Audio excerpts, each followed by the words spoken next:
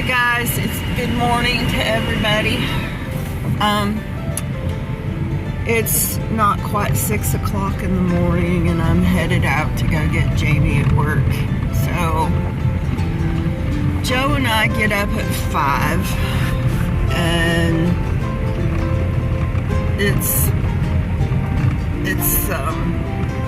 I set my clock, but of course he gets a break at 4.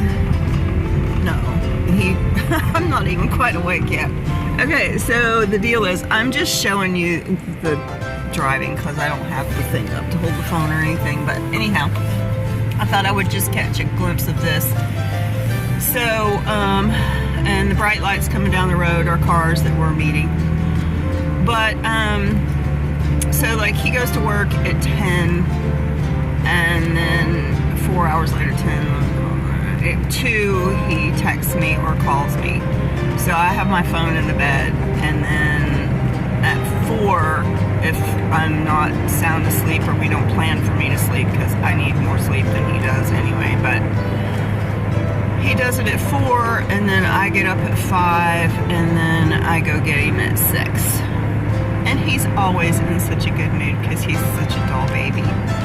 But anyway, I pick him up at 6, and then we come home, and because we don't have any electricity in the house, we try to sleep.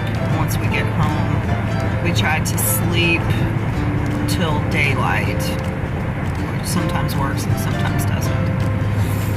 But he's got a, excuse me, he's got a 4-day weekend coming up, which he works at night, so he actually has a 4-night weekend coming up.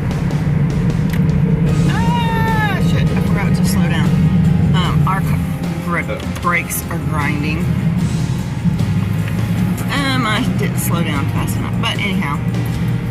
So, when you get up this early and you head out, you catch all of the people that are going to work or coming home. And, but sometimes I have to go get him at 4, and when I get up at 4 o'clock in the morning, there's nobody out. But this morning, because it was so cold, I went out and I had put some of those sun visor things on the windshield outside so it didn't get frosty, because it got down to 25 degrees last night. And I also came out early and started the car while I was making coffee. It just scared me. The car pulled out and I didn't know which way it was going to go first. Anyway,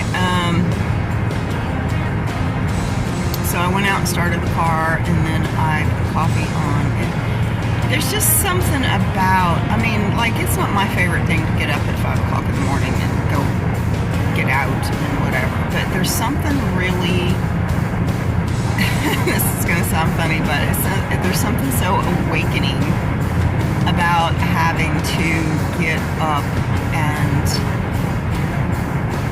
get yourself pulled together and get out on the road and get to wherever you're going by 6. When I worked at the nursing home, I had to be there at 5, so I experienced that a little bit. But it's really kind of nice to get all woke up and see all the other early morning birds out, you know, and but it's quite awakening.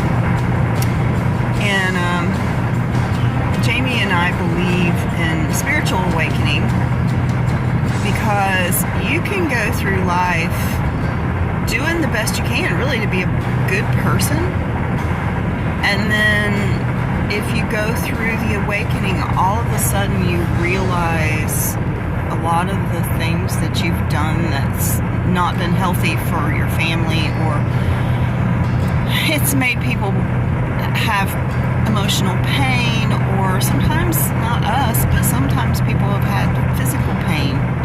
So from our actions, and to us, whether or not you believe in being a Christian, which we do believe in being a Christian, our beliefs are a little bit different than some, quote, Christians.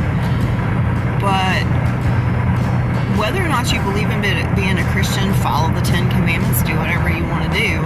And this is not we are going to talk about spirituality some. Whether or not you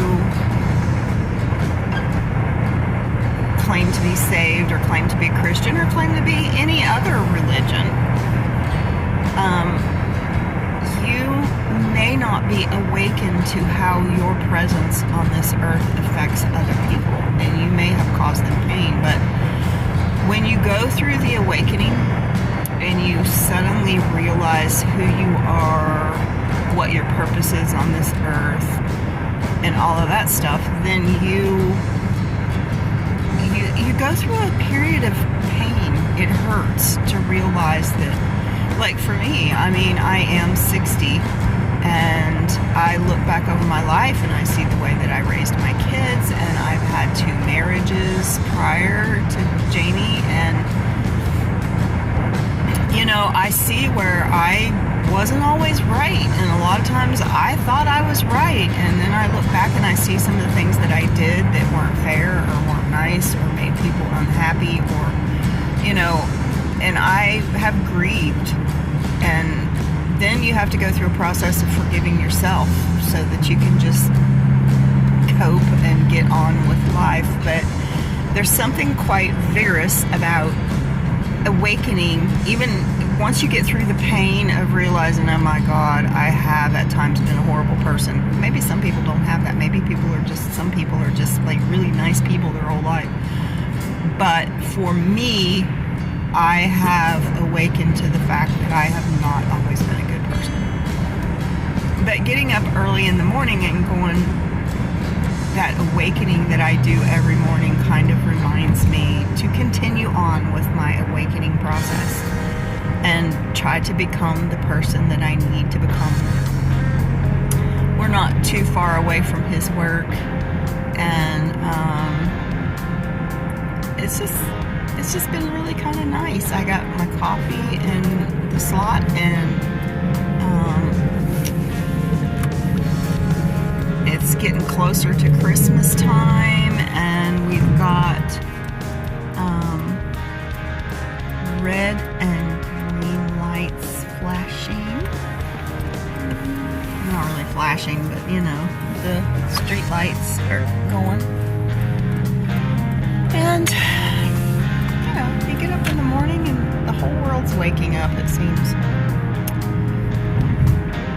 I think the hardest part about the awakening process is realizing you were so blind.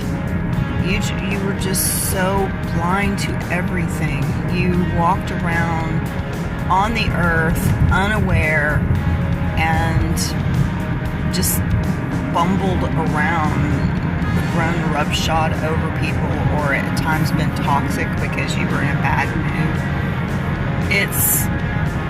And then you're like, how could I have missed that? How could I have been unaware that I was... And with me, you know, part of the biggest grief I've had is because I wasn't always a great mom. I mean, I tried. I loved my children deeply, but at the same time, there were times they needed me. I wasn't emotionally available, or I was just not wise enough to understand what to do. And that has been like a really, really painful part of my awakening. But yours is going to be different because everybody's is different. And some people may never reach a point of awakening. I don't know. My windshield's getting kind of misty. But anyway, I'm going to get off of here because I have just arrived at the plant, and we're going to do a little bit of fun while we wait for him to come out, and then we get 4 days off. So during the 4 days off, we're going to try to reach some goals. We've got life goals that we want to meet, and it's going to make the money crunch a little bit because he's getting 2 days off without pay, so that's no fun. But we will get by because God always provides. And I'm going to get off of here and say goodbye, good morning, and we'll talk to you later. Bye-bye.